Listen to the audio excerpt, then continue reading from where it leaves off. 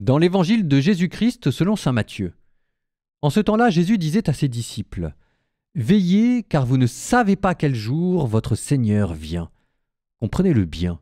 Si le maître de maison avait su à quelle heure de la nuit le voleur viendrait, il aurait veillé, et il n'aurait pas laissé percer le mur de sa maison. Tenez-vous donc prêts, vous aussi. C'est à l'heure où vous n'y penserez pas que le Fils de l'homme viendra. Que dire du serviteur fidèle et sensé à qui le maître a confié la charge des gens de sa maison pour leur donner la nourriture en temps voulu? Heureux ce serviteur, que son maître, en arrivant, trouvera en train d'agir ainsi. Amen, je vous le déclare, il l'établira sur tous ses biens.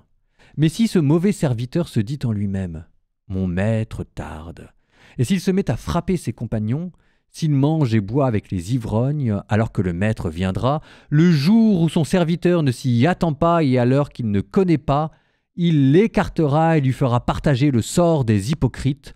Là, il y aura des pleurs et des grincements de dents.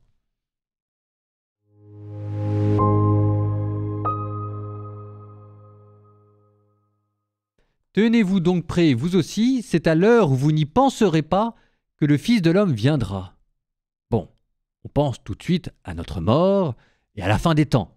Et on a raison.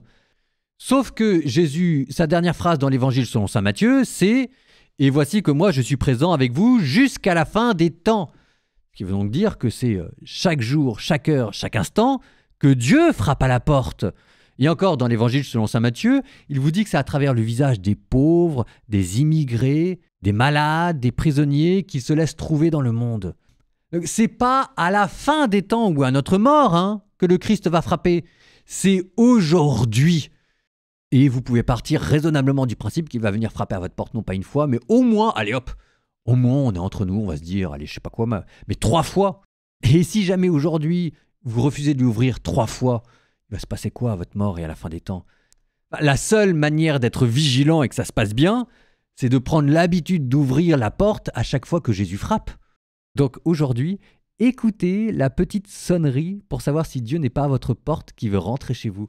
Je vous l'ai dit, au moins 3 fois, d'accord tout le monde? Vous me direz dans les commentaires si ça s'est bien passé pour vous.